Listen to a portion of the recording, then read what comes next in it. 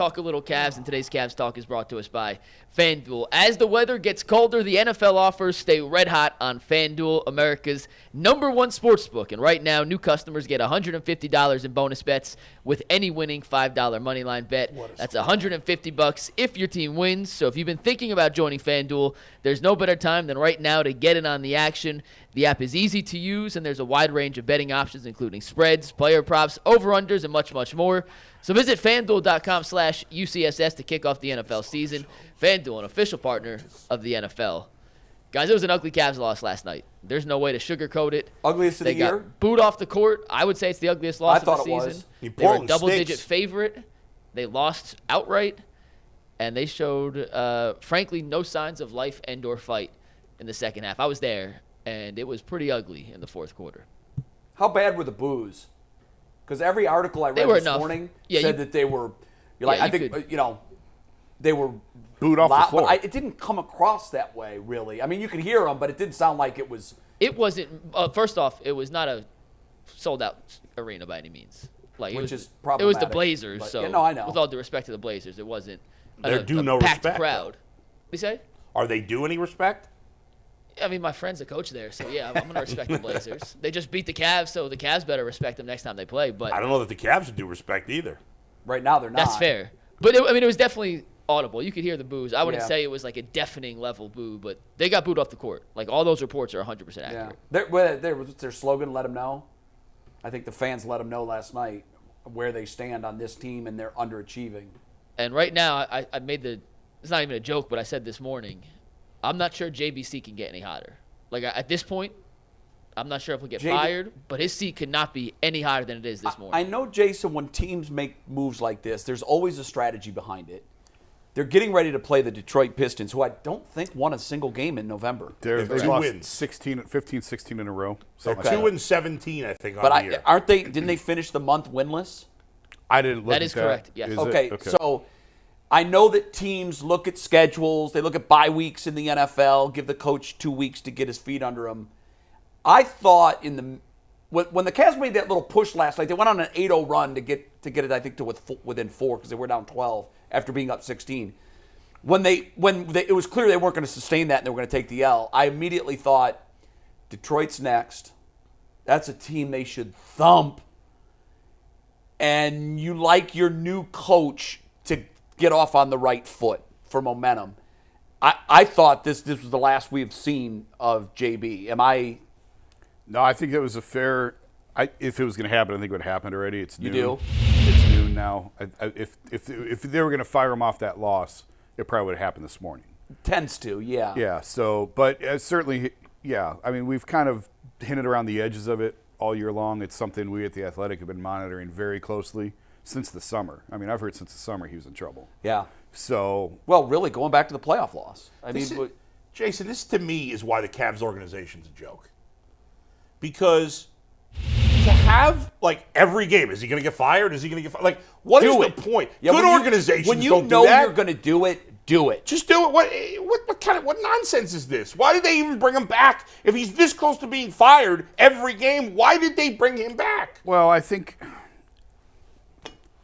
we got 10 minutes here. Yeah, we're going to need more. Yeah, I thought last year it was a personnel issue more than a coaching issue. I really did.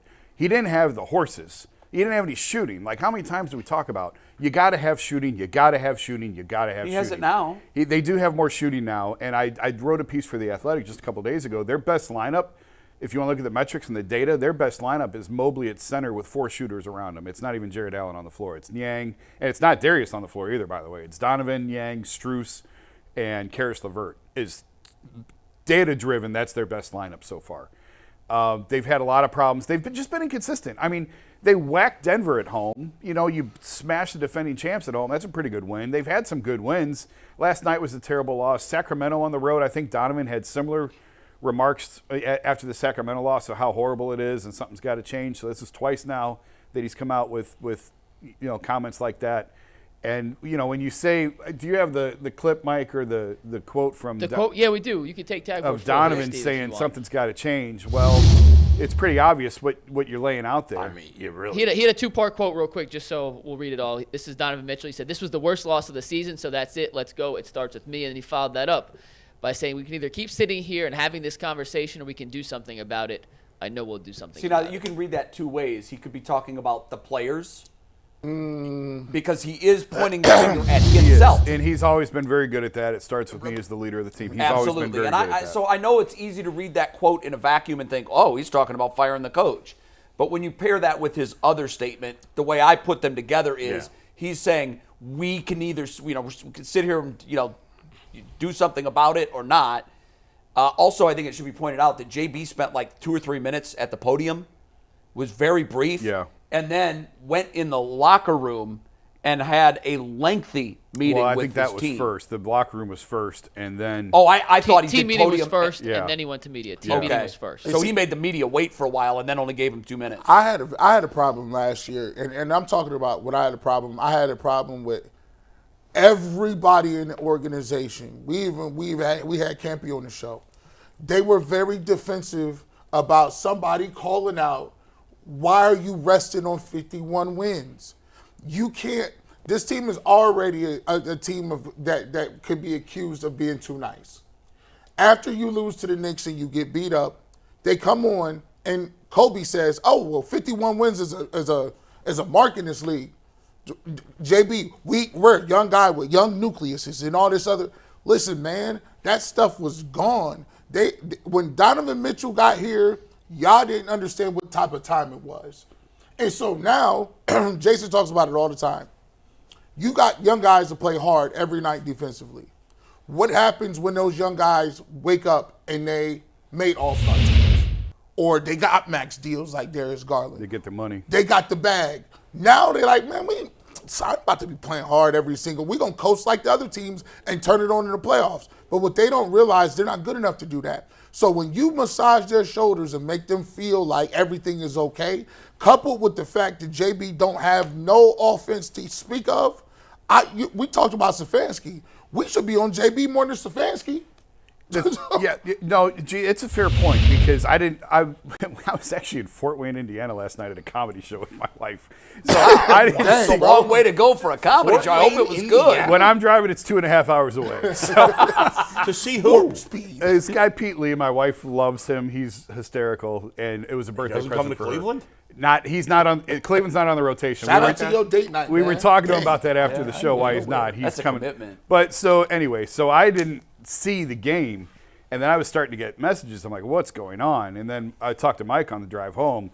So I watched the second half of the game this morning, and there's just their offense too much. It's too pick and roll heavy to start with, and there's too many times where it's just one guy trying to make a play going on. Like there are things you can do, and Mike knows this. There are things you can do when things are breaking down, when stuff's not going your way.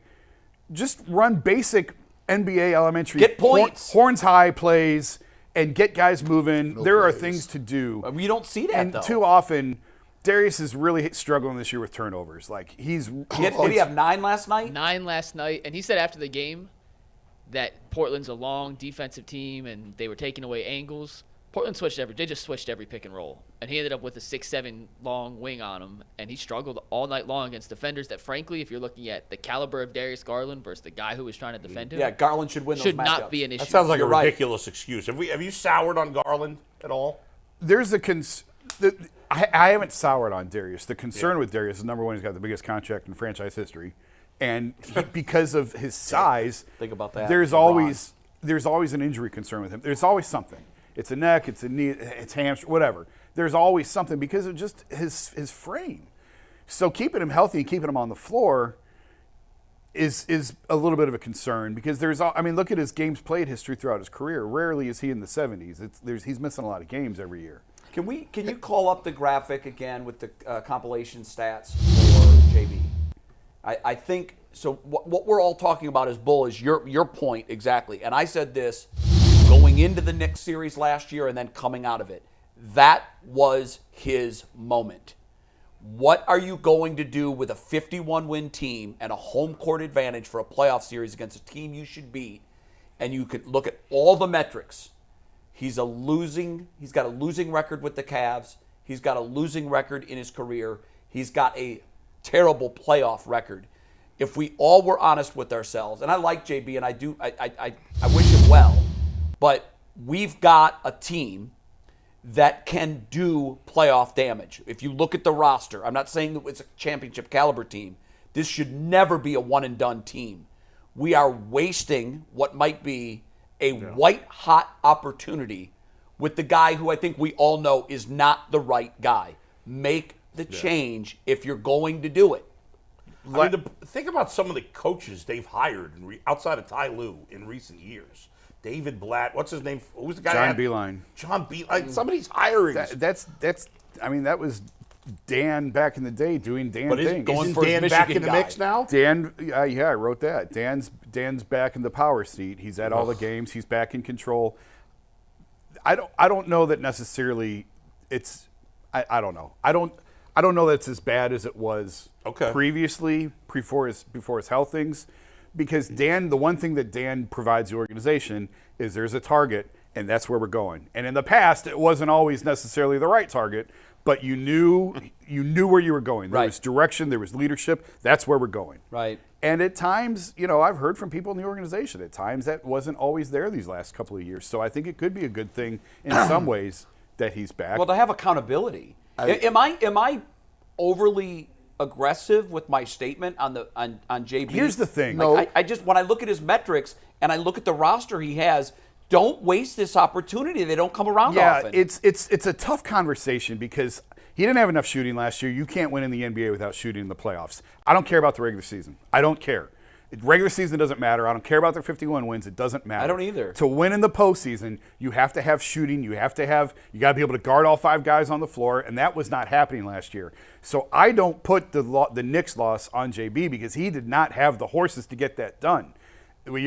I was calling for Danny Green, like broken down, decrepit Danny Green to play because at least he could shoot. We're at the quarter pole of this and season. Now this year is different. The he has the shooting this year, and they're winning different. at a far less clip this year than last. And that's the disappointing thing is it's just too inconsistent to this point, and so that's the frustrating part. And the regular season doesn't matter, but it's hard to believe that this team that's young, that's never. I mean, the LeBron years, they could screw around and go get drunk for 3 days in Napa because you knew they were going to flip it under when the playoffs began. Right. You don't have that assurance with this young team that's never really accomplished anything to be able to do that. So if he does get fired really quickly because we got to go, who's the guy? Is it an interim guy? Do they go outside and get somebody? What's his name? What is former Vancouver coach? So there's 2 guys on the bench, Luke Walton and Greg Buckner are the guys that you would look at that would be the logical candidates.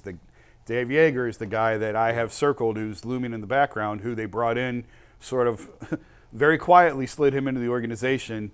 I truly don't know if Dave's health will allow him to do it. He's had a lot of health issues in the past. That's why he stepped down. He was an excellent head coach in the league, had success in Sacramento, well, by Sacramento standards, and Memphis. Very well-respected head coach. He was in Philly last year and his assistant, and that's the guy that I would just sort of keep an eye on.